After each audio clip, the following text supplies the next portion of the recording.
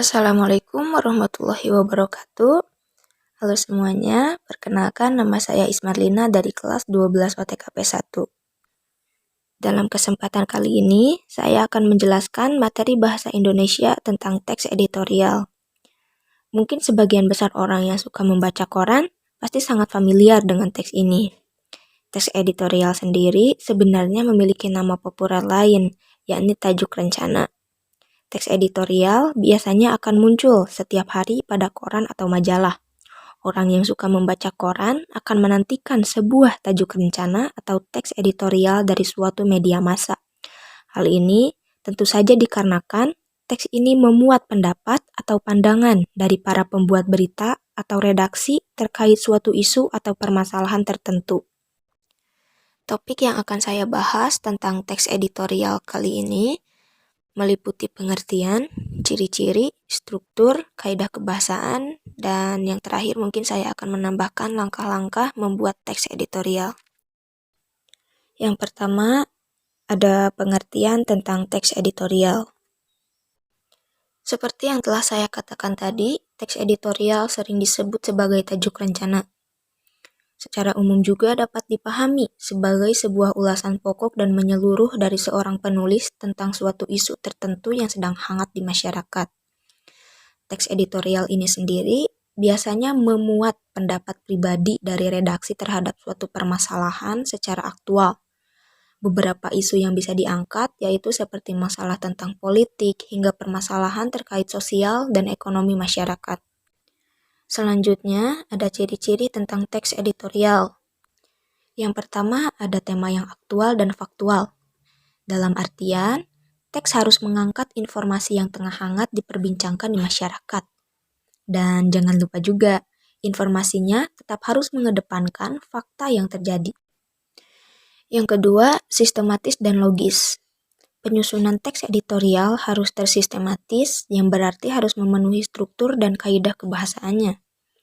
Teks juga harus logis, yang artinya masuk akal dan tidak imajinatif. Yang terakhir, argumentatif.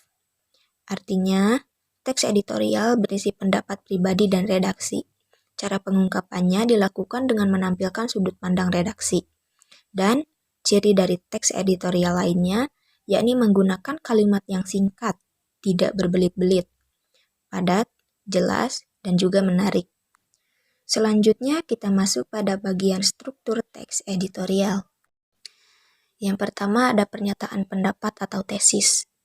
Pada bagian ini berisi sudut pandang penulis mengenai masalah yang akan dibahas. Pernyataan pendapat atau tesis juga memiliki tujuan sebagai pengenalan awal dari suatu topik yang akan diangkat pada teks editorial.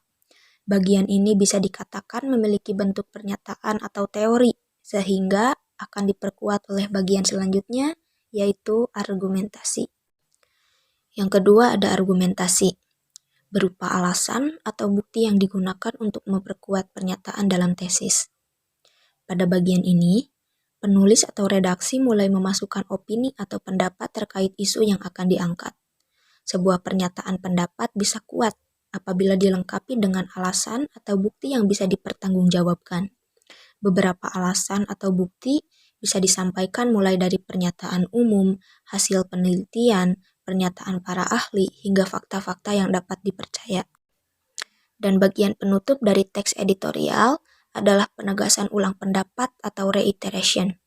Pada bagian ini, berisi penegasan ulang pendapat yang didorong oleh fakta di bagian argumentasi untuk memperkuat atau menegaskan. Reiteration sendiri dapat dipahami sebagai bagian teks yang memuat tentang penguatan kembali terhadap pendapat yang disertai oleh berbagai fakta dalam bagian-bagian sebelumnya, yaitu argumentasi. Berikutnya ada kaidah kebahasaan teks editorial. Yang pertama ada adverbia, atau sering disebut juga dengan kata keterangan. Adverbia sendiri biasa digunakan untuk menjelaskan keterangan kapan terjadinya suatu kejadian, lokasi kejadian, dan keterangan lainnya. Beberapa contoh adverbia yaitu seperti kata-kata selalu, biasanya, sering, kadang-kadang, jarang, dan sebagian besar waktu. Yang kedua ada konjungsi. Konjungsi merupakan kata atau ungkapan untuk menghubungkan dua satuan bahasa yang sederajat. Beberapa contoh konjungsi yang diperlukan untuk memperkuat argumentasi yaitu seperti bahkan, selain itu, padahal, malahan, sesungguhnya, dan lain sebagainya. Yang ketiga, ada verba material. Verba material merupakan kata kerja berimbuhan yang digunakan untuk menunjukkan perbuatan atau tindakan fisik pada suatu peristiwa tertentu. Beberapa contoh verba material yaitu membaca, menulis, memukul, menghendaki, memasang, dan lain sebagainya. Yang keempat, ada verba relasional. Bisa dipahami juga sebagai salah satu jenis kata kerja yang mengacu pada hubungan intensitas. Pengertian A adalah B, dan milik mengandungi pengertian A mempunyai B. Dan yang terakhir, ada verba mental. Verba mental memiliki arti sebagai sebuah kata kerja yang menerapkan persepsi, yaitu melihat dan merasa. Yang kedua, afeksi, yaitu suka dan khawatir. Dan yang ketiga, kognisi, yaitu berpikir dan mengerti. Setelah mengetahui tentang pengertian, ciri-ciri, struktur, dan kaidah kebahasaan teks editorial, selanjutnya kita bisa belajar untuk membuat suatu teks editorial. Yang pertama, kita dapat memilih atau mencari sebuah topik yang sedang ramai diperbincangkan, serta menarik tentunya. Sebuah tema yang menarik akan disukai banyak pembaca.